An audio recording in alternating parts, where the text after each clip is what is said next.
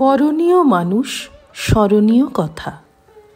স্বামী বলভদ্রানন্দ, পত্রিকার 31তম বর্ষ, 3য় সংখ্যা। গোলপার্কে ইনস্টিটিউট অব কালচারে কিছুদিন থাকতে এসেছিলেন বাবাজি মহারাজ। তিনি যখন বেলুড় মঠে ফিরে যাবেন, আমি বললাম, মহারাজ, আমি যদি আপনাকে চিঠি দিই, আপনি উত্তর দেবেন তো? তিনি বললেন, না বাবা, আমি চিঠি লিখি না। তারপর বললেন, কেন লেখেন না? মহাপুরুষ মহারাজ তখন স্থূল দেহে আছেন। বাবাজি মহারাজ থাকতেন বেলুড় মঠ থেকে দূরে কোনো কেন্দ্রে। কলকাতাতেই বেলুড় মঠের একজন ভক্ত ছিলেন, যিনি সাধুদের খুব সেবা করতেন। বাবাজি মহারাজ তখনও জয়রামবাটি কামারপুকুর দেখেননি।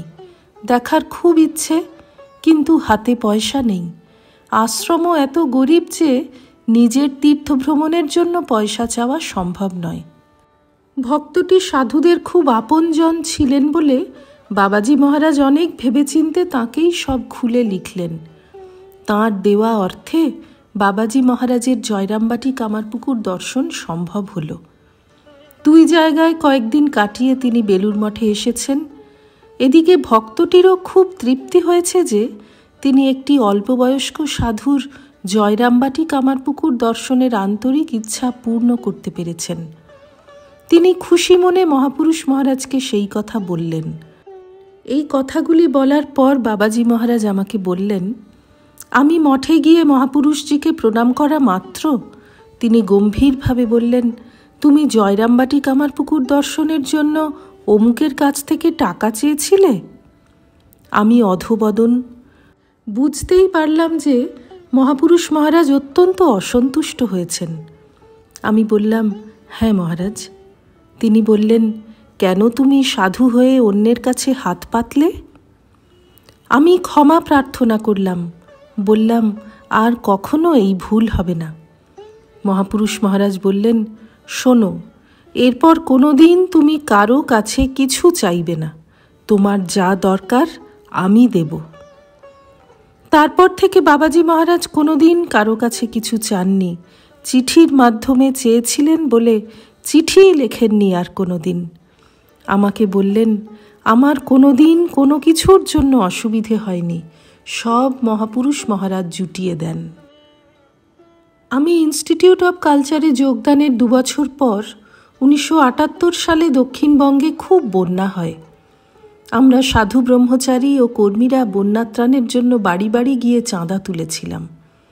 এরপরে কলকাতায় প্রবল বর্ষণে প্লাবিত হলো। দক্ষিণ কলকাতার অনেক দরিদ্র মানুষ যারা নিচু এলাকায় থাকতেন, তাদের ঘরবাড়িতে জল ঢুকে গেল। তারা সব নিকটবর্তী স্কুল বাড়িতে এসে উঠলেন। লোকেশ্বরানন্দজির ইচ্ছা এদের জন্য ত্রাণ কাজ শুরু করেন। কিন্তু ইনস্টিটিউট অব কালচার একটি সাংস্কৃতিক প্রতিষ্ঠান, সেখান থেকে রিলিফ কখনো করা হয়নি। তাছাড়া নিয়মিত কাজেরও অনেক বিঘ্ন হওয়ার সম্ভাবনা। যে সন্ন্যাসী সবচেয়ে করিতকর্মা, প্রধানত যাঁকে সামনে রেখে লোকেশ্বরানন্দজি ওই রিলিফ শুরু করবেন ভাবছিলেন, তিনি ওই সব যুক্তি দেখাচ্ছিলেন। মহারাজ যে কথাটি তাঁকে বলেছিলেন সেটি আমার এখনও মনে আছে এবং আমি তাকে বিশেষ শিক্ষণীয় বলে মনে করি। মহারাজ বললেন, শোনো, এগুলো সব হলো কাজ না করার যুক্তি। অর্থাৎ যে কোনো কাজ করার সময় সত্যিই কিছু সমস্যা থাকতে পারে। আমার যদি কাজ করার ইচ্ছে না থাকে, তবে আমি ওই সমস্যাগুলি দেখিয়ে কাজটি থেকে বেরিয়ে আসব। আর যদি কাজটি করার আন্তরিক ইচ্ছে থাকে, তবে সমস্যাগুলি সম্পর্কে সাধ্যমতো ব্যবস্থা নিয়েই আমি কাজটি করতে এগিয়ে যাব। যাই হোক, শেষ পর্যন্ত লোকেশ্বরানন্দজির ইচ্ছাই বলবতী হয়। আমরা রিলিফ শুরু করি। আমাদের দুর্গাপুজো কেটেছিল ডোমজুড়ের কাছে রাজাপুর নামে একটি অঞ্চলের জলমগ্ন এলাকায়। বেলুড় মঠের দুর্গাপূজাও সে বছর যথাসম্ভব অনাড়ম্বরভাবে হয়েছিল। প্রসাদের ব্যয় অত্যন্ত সীমিত করে বন্যা দুর্গত অঞ্চলে খাদ্য বিতরণের জন্য সেই অর্থ ব্যবহৃত হয়েছিল। শ্রীরামকৃষ্ণার্পণমস্তু।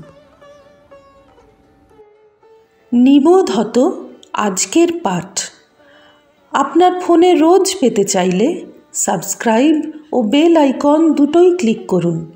রামকৃষ্ণ ভাবধারা প্রচারের সঙ্গে থাকুন। এটি একটি ফ্রি চ্যানেল।